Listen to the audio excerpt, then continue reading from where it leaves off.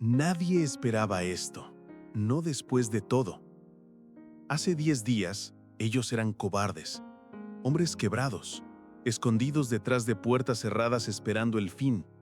El Maestro había ascendido al cielo y el mundo entero esperaba ver en ellos solo la sombra del miedo y el eco de la derrota. Pero entonces, algo ocurrió en el aposento alto. Mientras el mundo se detenía, ellos estaban haciendo algo que nadie haría, orando por una promesa que parecía imposible. Y en un solo día, 10 días de espera transformaron cobardía en fuego. Estás a punto de descubrir cómo el silencio de 10 días cambió el mundo para siempre. La escena se abre con los discípulos descendiendo del Monte de los Olivos y el pueblo que observaba esperaba encontrar en ellos sombras de miedo y ecos de derrota. Pero lo que veían era una alegría que parecía encender el aire. El rostro de cada discípulo llevaba la marca de quien había contemplado lo imposible, el Maestro vivo, exaltado, glorificado. Y mientras caminaban hacia Jerusalén, la promesa dicha por él poco antes de subir resonaba dentro de ellos como un fuego que no se podía apagar. El contraste entre la expectativa del pueblo y la postura de los discípulos creaba un silencio reverente, como si todos percibieran que algo estaba a punto de suceder, algo tan grande para ser explicado solo por palabras humanas. No eran hombres huyendo, eran testigos transformados. Al llegar a la ciudad, obedecieron sin dudar lo que Cristo había ordenado: esperar. Pero no una espera vacía. El templo se convirtió en el corazón palpitante de sus horas, y estaban siempre en el templo alabando y bendiciendo a Dios, haciendo de cada himno un ancla, de cada súplica un peldaño hacia el cielo. Se reunían también en otras casas, hablando bajito el nombre de Jesús como quien sostiene algo sagrado en las manos. Sabían que tenían un representante en el cielo, alguien que en ese mismo momento intercedía por ellos delante del trono. Por eso, doblaban las rodillas y repetían la promesa: todo cuanto pidiereis a mi Padre en mi nombre, Él os lo ha de dar. Pedid y recibiréis, para que vuestro gozo se cumpla. Es Cristo quien murió, y también intercede por nosotros. En los días que siguieron, la espera se convirtió en una escuela. Los discípulos sintieron el peso de su propia incredulidad y se humillaron delante de Dios, confesando aquello que antes intentaban ignorar. Las palabras de Cristo, recordadas ahora con claridad, se abrían delante de ellos como ventanas hacia verdades que antes no habían comprendido. Cada escena de la vida de Jesús venía a la memoria como si estuviera ocurriendo de nuevo. Sus pasos, su toque, su mirada que penetraba el alma. Meditando en su vida pura y santa, percibieron que ningún sacrificio sería demasiado grande para honrar a aquel que lo había dado todo por ellos. Oh, si pudieran volver a los 3 años al lado del Maestro, cuán diferente sería cada gesto, cada respuesta, cada silencio. Pero el perdón ya les había sido concedido, y eso les daba paz. Entonces decidieron, compensarían cada falta pasada confesándola valientemente ante el mundo. En las noches silenciosas de aquel periodo de espera, los discípulos se reunían como hombres que sabían cargar una misión mayor que sus propias fuerzas. Oraban con profundo fervor pidiendo no solo poder, sino sensibilidad, la capacidad de tocar corazones, de encontrar palabras que abrieran caminos hacia Cristo. Cada voz que se elevaba en la sala reflejaba el abandono de cualquier orgullo o disputa. Toda divergencia se había disuelto ante la urgencia de la misión. Unidos, se acercaban más y más a Dios, sintiendo crecer dentro de ellos el privilegio casi indescriptible de haber caminado tan íntimamente al lado de Cristo. Y cuando el recuerdo de sus fallas surgía, momentos en que no entendieron al Maestro, en que lo decepcionaron, una tristeza suave los quebrantaba, pero también los impulsaba a buscar aún más su presencia. Aquellos días se volvieron como un espejo delante del alma. Cada discípulo examinaba su propio corazón con profunda honestidad, reconociendo su insuficiencia y suplicando al Señor la santa unción que los capacitaría para salvar almas. Sus oraciones no eran egoístas. No pedían poder para ser vistos, sino para servir. Sentían que la responsabilidad de llevar el Evangelio al mundo ahora reposaba sobre sus hombros, y con esa conciencia reclamaban con audacia el cumplimiento de la promesa de Cristo. Cada súplica era acompañada de lágrimas, y cada lágrima parecía preparar el terreno interior para la lluvia espiritual que sabían que estaba a punto de caer. Comprendían que a lo largo de la era patriarcal, el Espíritu Santo ya se había manifestado de formas extraordinarias, guiando profetas, moviendo líderes y revelando la voluntad de Dios. Pero ahora había algo diferente suspendido en el aire, algo mayor, más pleno, prometido por el mismo Cristo. En obediencia a su palabra, continuaban elevando sus oraciones, seguros de que en el cielo el Salvador intercedía por ellos. Allí, delante del trono, Cristo reclamó el don del Espíritu Santo, pidiendo al Padre que lo derramara sobre su pueblo. Y mientras la intercesión subía de la tierra y encontraba respuesta en el cielo, una expectativa casi palpable envolvía al pequeño grupo, como el presagio de un viento poderoso a punto de romper el silencio. Y cumplido el día de Pentecostés, estaban todos unánimes juntos. Y de repente vino del cielo un estruendo, como de un viento recio que soplaba, el cual llenó toda la casa donde estaban sentados. El instante rompió el silencio como un trueno divino. El aire vibró con una fuerza imposible de definir, como si el mismo soplo de Dios atravesara las paredes y tocara cada alma allí reunida. Los discípulos se miraron entre sí, no con miedo, sino con una certeza que crecía dentro de ellos como fuego vivo. La presencia divina ya no era promesa, era realidad. El sonido del viento parecía arrancar de sus corazones toda duda que aún quedara, llenando el ambiente con una atmósfera de reverencia y asombro, como si el cielo hubiera descendido dentro de aquel aposento humilde, transformándolo en santuario. El Espíritu vino con una plenitud que ninguna palabra humana podría describir. Era como si siglos de gracia contenida se derramaran de una vez sobre aquel pequeño grupo, alcanzando cada corazón con fuerza y ternura. La sala se llenó de arrepentimiento y alabanza. Voces trémulas confesaban pecados, mientras otras elevaban cánticos de gratitud por el perdón recibido. La presencia divina parecía tangible, como luz que atravesaba cada pensamiento escondido. El cielo entero parecía inclinarse para presenciar aquel momento en que el amor incomparable de Dios se revelaba tan cerca.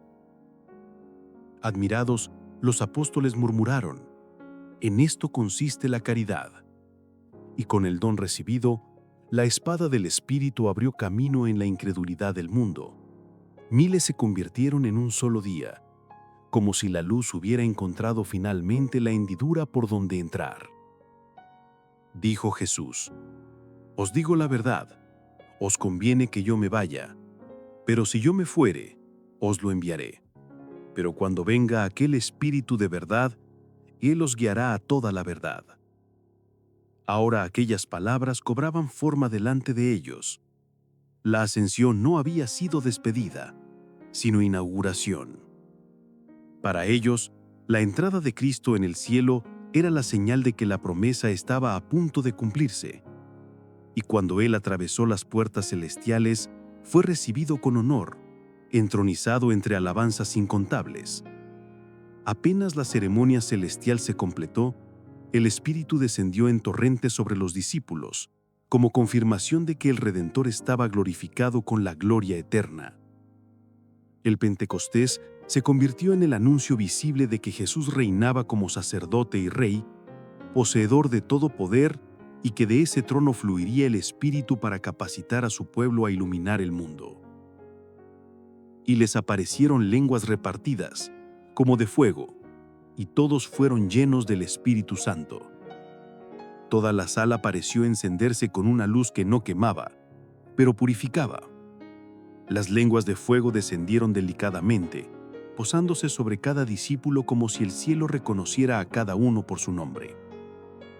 Era el sello visible de que Dios estaba inaugurando algo totalmente nuevo. El poder que siempre perteneció a la esfera celestial ahora reposaba sobre hombres sencillos, transformándolos en instrumentos vivos. Y cuando comenzaron a hablar, ninguno titubeó. Palabras fluían en idiomas que jamás habían oído, como ríos que encontraban nuevos cauces. El fuego representaba el celo que consumiría sus vidas desde ese momento, un celo que no nacía del esfuerzo humano, sino de la misma llama divina que ahora ardía dentro de ellos. Y moraban entonces en Jerusalén judíos de todas las naciones bajo el cielo. La ciudad hervía de sonidos, colores y acentos. Judíos venidos de África, de Asia, de Europa, todos reunidos para las fiestas, cada cual llevando en su lengua la historia de su propia diáspora. Y justamente esa diversidad, que antes parecía un obstáculo insuperable para la predicación, se convirtió en el escenario perfecto para el milagro. El Espíritu Santo suplió en instantes lo que ningún estudio podría alcanzar en toda una vida. Ahora los discípulos hablaban con precisión el idioma de cada visitante, y su voz sonaba clara, pura, inconfundible. El don era más que habilidad, era señal, un sello celestial que marcaba su misión como autorizada por el trono divino, y que preparaba al mundo para oír la verdad en la lengua del corazón. Y al oírse este estruendo, se juntó una multitud. Hechos 2, 6 al 8. El sonido del milagro se extendió por las calles estrechas como un llamado irresistible.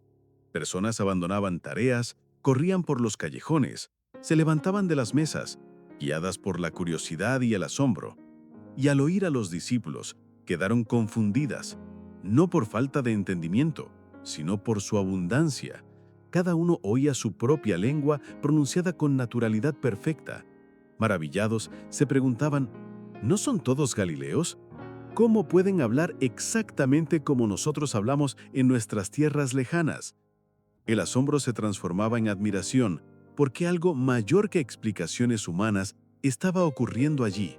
Era el mismo Dios rompiendo fronteras culturales para alcanzar cada alma con una precisión amorosa y sobrenatural. Los sacerdotes y príncipes observaban la multitud agitada con el corazón ardiendo de ira. Aquella demostración sobrenatural lo sería como un recordatorio vivo de que el nazareno que habían crucificado no estaba vencido. Aún así, temían reaccionar abiertamente. Sabían que cualquier palabra impulsiva podría inflamar al pueblo contra ellos. Intentando explicar lo inexplicable, recurrieron a la acusación más baja. Declararon que los discípulos estaban embriagados por el vino nuevo de las fiestas. Algunos incautos lo creyeron, pero los más instruidos sabían que aquello era absurdo. Hombres sencillos de Galilea no podrían de repente hablar decenas de lenguas con precisión total. Los extranjeros presentes confirmaban, lo que oían era puro, perfecto, imposible de ser falso. Cada frase de los discípulos exponía la impotencia de las teorías de los líderes religiosos y revelaba el sello del cielo. Entonces Pedro se levantó, no con arrogancia, sino con autoridad inspirada, y su voz atravesó el rumor de la multitud como una hoja iluminada. Comenzó deshaciendo la acusación de los sacerdotes y vinculando el acontecimiento directamente con la profecía de Joel. «Varones judíos, escuchad mis palabras. Estos hombres no están ebrios». La tercera hora del día era prueba suficiente. Entonces, con ojos encendidos por la convicción, citó: «Y en los postreros días acontecerá, dice Dios, que derramaré de mi espíritu sobre toda carne». Las palabras resonaron con un peso que no era humano. Eran como ventanas abiertas para que todos vieran el plan divino cumplirse en ese mismo instante. La ciudad entera parecía contener el ahito mientras Pedro anunciaba que aquella señal no era exceso, sino promesa, no desorden sino cumplimiento, no delirio sino revelación. Luego, Pedro condujo a la multitud directamente al centro del Evangelio. Con honestidad cortante, declaró: «Varones israelitas, escuchad estas palabras», y testificó de la vida y ministerio de Jesús, el Nazareno, aprobado por Dios entre vosotros con maravillas, prodigios y señales. Nadie podía negarlo. Todos habían visto o escuchado hablar de los actos del Maestro. Entonces, con osadía que solo el Espíritu podía generar, acusó: «A este crucificasteis y matasteis por manos de injustos». Las palabras parecieron atravesar el aire como fuego, pero Pedro no los dejó en la culpa, los elevó hacia la esperanza suprema, a quien Dios resucitó. Habló de la muerte siendo rota, de las cadenas del sepulcro siendo deshechas, de un Cristo vivo, imposible de ser retenido.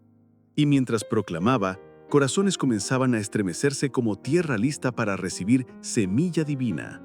Pedro, guiado por discernimiento espiritual, sabía que citar directamente las enseñanzas de Cristo despertaría resistencia inmediata entre aquellos corazones endurecidos. Por eso, con sabiduría, recurrió a David, figura reverenciada, imposible de ser contestada por los judíos. Sus palabras resonaron por el templo al citar al salmista: «Siempre veía delante de mí al Señor».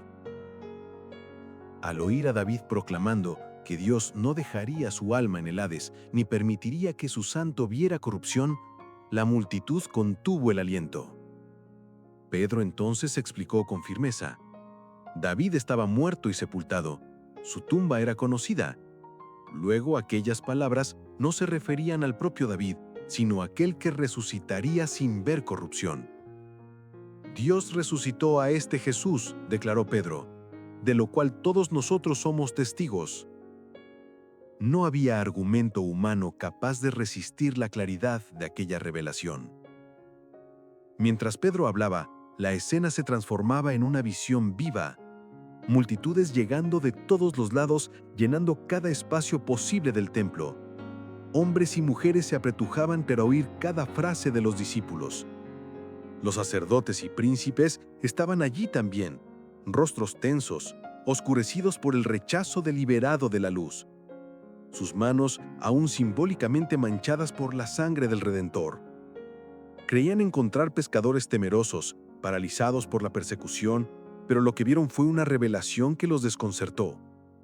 Los discípulos estaban de pie, llenos del Espíritu, proclamando con autoridad que el Jesús crucificado era el príncipe de la vida, ahora exaltado a la derecha de Dios. Sus palabras no temblaban, sus miradas no vacilaban. Era como si el cielo hablara por medio de ellos. Entre la multitud había rostros que Pedro reconocía, hombres cuyas voces habían rugido exigiendo la muerte del Maestro.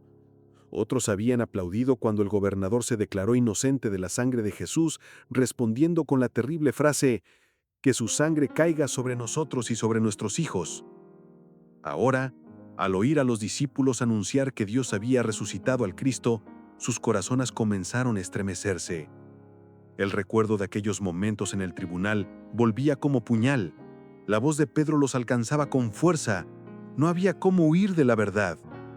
Habían clamado por la liberación de un asesino y rechazado al autor de la vida. Y en aquel instante, ante el poder del Espíritu, muchos sintieron la culpa abrirse dentro de ellos como herida expuesta, clamando por cura divina. Aquellas palabras alcanzaron a la multitud como un trueno que desgarra el cielo silencioso. Ahora, ante la revelación de que el crucificado era el propio Hijo de Dios, sacerdotes y príncipes no pudieron ocultar el estremecimiento que recorrió sus cuerpos.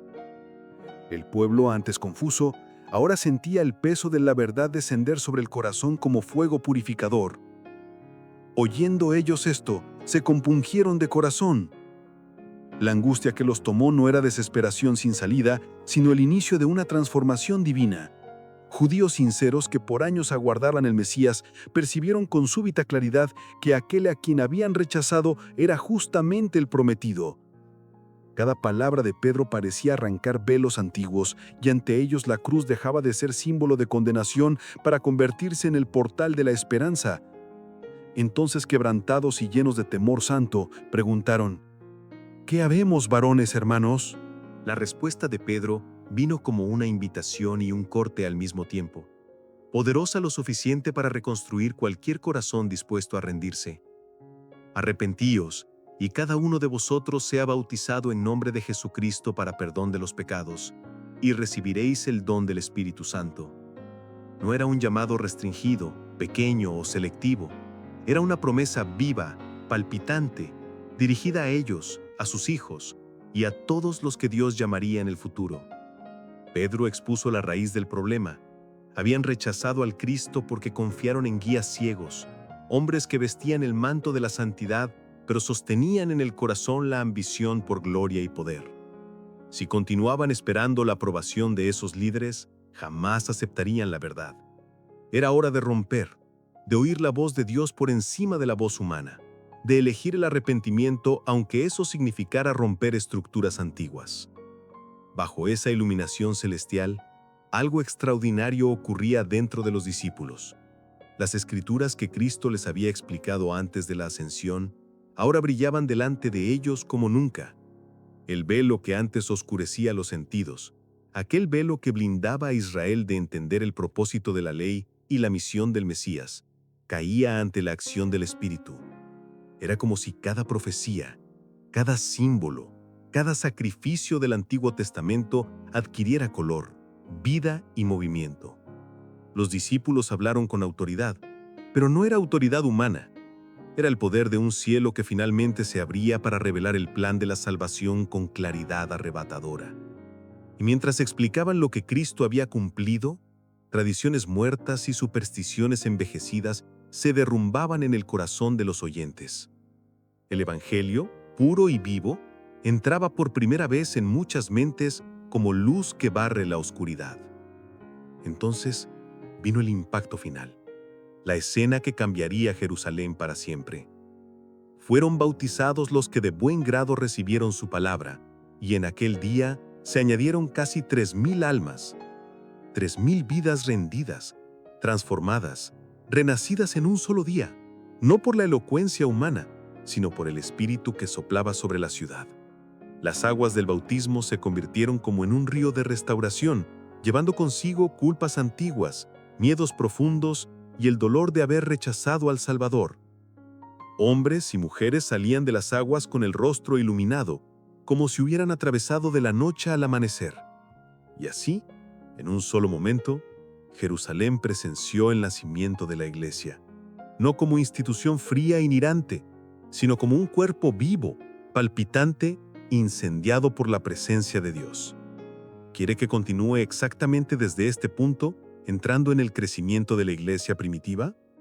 Los líderes judíos estaban convencidos de que la muerte de Cristo encerraría su movimiento, como quien apaga la llama para impedir que el fuego se extienda. Pero ante el Pentecostés, sus certezas se derrumbaron. Vieron a discípulos antes tímidos tornarse voces ardientes, proclamando la resurrección con poder inusual. Señales y maravillas acompañaban cada palabra, y en Jerusalén, la fortaleza del judaísmo, el lugar donde esperaban sofocar cualquier recuerdo del Nazareno, miles ahora profesaban públicamente su fe en Jesús como el Mesías prometido. Ese impacto sacudió no solo el orgullo de los líderes, sino también su convicción de que habían vencido al crucificar a Cristo. Mientras tanto, los discípulos contemplaban, asombrados, la abundante cosecha de almas, pero no atribuían nada a sí mismos. Entendían que estaban apenas recogiendo el fruto de una obra iniciada por el propio Salvador. Era la siembra de Cristo germinando, regada con su sangre, trayendo vida donde antes había tinieblas. La transformación de aquel día no podía explicarse apenas por la argumentación de los apóstoles, por más clara y convincente que fuese. El prejuicio que había resistido a tantos signos no habría sido vencido sin algo mayor. Fue el Espíritu Santo quien con precisión divina penetró el corazón de los oyentes. Sus palabras se volvieron como flechas afiladas enviadas del cielo, alcanzando directamente la conciencia de los que habían rechazado al Señor de la gloria. Ninguna defensa humana era capaz de resistir la convicción profunda que ahora se instalaba. La verdad predicada no solo informaba, hería, despertaba, transformaba. Era el propio Espíritu revelando la gravedad del pecado y al mismo tiempo abriendo la puerta para la esperanza. Así, cada conversión era más que un cambio de opinión. Era el milagro de un corazón siendo conducido de la muerte a la vida por la mano del Dios vivo. A lo largo del ministerio de Cristo, sus discípulos habían aprendido, poco a poco, que sin el Espíritu nada podrían hacer. Pero ahora, bajo su influencia directa, recibían la habilitación final. Ya no eran pescadores ignorantes o voces aisladas. Se habían convertido en un cuerpo unido, una fuerza singular, movida por un propósito eterno. Aquellos que antes disputaban posiciones ahora estaban unánimes, y la multitud de los que creían tenían un corazón y un alma. La grandeza terrenal ya no los seducía. La única misión era exaltar el reino de Cristo. Sus pensamientos estaban llenos del Maestro a quien amaban, y cada paso que daban reflejaba su carácter. La ciudad lo percibía, los líderes lo percibían, hasta los enemigos lo percibían. Como está escrito, reconocían que habían estado con Jesús. Era imposible negarlo. Y ese testimonio visible se extendía como fuego en viento fuerte, avanzando por las calles de Jerusalén y alcanzando casas, mercados y callejones donde la esperanza se había vuelto un artículo raro.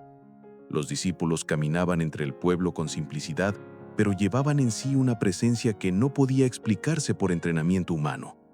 Era como si cada gesto, cada mirada, cada palabra cargara el eco del propio Cristo. La fuerza que movía a la iglesia naciente no era la organización, no era la estrategia, no era el talento. Era la unión de corazones moldeados por el Espíritu y fijos en el Salvador resucitado. Aquella comunidad viva se convertía en un faro en medio de la religiosidad fría, y muchos eran atraídos no solo por el mensaje, sino por el poder transformador que demostraba. Así, nacía un movimiento que ninguna persecución, amenaza o cárcel sería capaz de detener. Quiere que continúe exactamente desde este punto, entrando en el crecimiento explosivo de la Iglesia y en los primeros milagros. El Pentecostés abrió delante de los discípulos un horizonte que jamás habían visto durante el ministerio terrenal de Cristo. Verdades que antes sonaban misteriosas se volvieron claras como el amanecer después de una larga noche. Ellos no solo creían que Jesús era el Hijo de Dios, ahora lo sabían. La duda dejó de existir como niebla disipada por el viento. La memoria de las palabras del Maestro, antes incompletamente comprendidas, brillaba con nueva luz y cada enseñanza tenía sentido dentro del gran plan de la redención. Esa certeza interior desbordaba en sus voces cuando testificaban delante del pueblo. No hablaban como seguidores inciertos, hablaban como testigos oculares que habían visto, oído y tocado al Cristo vivo. La convicción que llevaban no era fruto de lógica humana, sino del propio Espíritu que los iluminaba y confirmaba cada palabra que proclamaban. Ahora, cuando pronunciaban el nombre de Jesús, no lo hacían con timidez, sino con la seguridad de quien habla de un amigo íntimo y presente. Se sentían unidos a Él no solo por el recuerdo, sino por una comunión viva y continua, como si el Cristo glorificado aún caminara a su lado. Esa unión espiritual elevaba su mente a regiones celestiales, permitiéndoles ver el mundo con los ojos del Salvador. Cada discurso, cada llamado, cada palabra ardía con la pasión de quien lleva una verdad que no puede ser contenida. Sus corazones estaban llenos de una benevolencia que trascendía fronteras, culturas y limitaciones humanas. Era el amor divino fluyendo a través de ellos, impulsándolos a avanzar hasta los confines de la tierra, llevando el mensaje de la cruz donde nunca había sido oído. La entrega que hicieron de sí mismos moldeaba su mirada, su voz, su postura. Eran hombres transformados. Tomados por la responsabilidad sagrada de la misión, sintieron el peso del privilegio y del deber que reposaba sobre sus hombros. Sabían que no podían permanecer en silencio, pues llevaban la verdad más preciosa jamás revelada al mundo. Recordaban las palabras y obras de Cristo como semillas que ahora florecían en pleno vigor. Fortalecidos por el Espíritu Santo, salían no con miedo, sino con celo contagiante, determinados a extender los triunfos de la cruz hasta donde fuese posible alcanzar almas sedientas. La fuerza que los movía no venía de la confianza propia, sino de la presencia del Espíritu que animaba sus mentes y hablaba por medio de sus labios, haciendo de cada declaración un golpe certero en el corazón de los oyentes. Donde quiera que fuesen, la paz de Cristo se reflejaba en sus rostros, revelando que sus vidas pertenecían completamente al Maestro. Esa transformación interior era tan visible que hasta los más escépticos percibían algo extraordinario en ellos. No eran más los pescadores simples y temerosos que antes retrocedían ante la persecución. Eran embajadores del reino, hombres que llevaban en el semblante la marca de la entrega total. Sus palabras tenían vida, sus acciones revelaban propósito, y su testimonio llegaba a las multitudes con una fuerza irresistible. El amor que Cristo había plantado en sus corazones se había expandido, convirtiéndolos en canales vivos de luz. La misión que el Maestro había iniciado encontraba continuidad en hombres dispuestos a darlo todo, para que el mundo supiera que el Mesías había venido. Y así, fortalecidos, iluminados y guiados, avanzaban para transformar la historia, confiando plenamente en aquel que los había enviado. ¿Quieres que continúe con la expansión del Evangelio en Hechos 3 y 4? Y así, llegamos al final de esta poderosa reflexión. Si estos momentos tocaron tu corazón y reavivaron en ti el deseo de buscar más de la presencia de Dios, entonces este video ya cumplió su propósito. La historia que escuchamos hoy no es solo un relato del pasado, es una invitación viva. El mismo Espíritu que transformó a aquellos discípulos sigue disponible para mí y para ti. Él aún enciende valentía, aún restaura, aún hace renacer aquello que parecía muerto. Gracias por haberte quedado conmigo hasta aquí. Tu presencia es muy especial y cada minuto que dedicas a meditar en la palabra fortalece esta cadena de fe que nos une. Si este mensaje habló contigo, deja tu like, porque eso ayuda mucho a difundir esta palabra para más personas. Y no olvides suscribirte al canal y activar la campanita, así no te pierdes ninguno de nuestros próximos encuentros. Comparte este video con alguien que necesita recordar que el silencio de Dios nunca es ausencia, es preparación. Que el Espíritu Santo continúe guiando tus pasos, llenando tu vida de paz, fuerza y revelación. Dios bendiga grandemente a ti y a tu casa. Hasta el próximo video.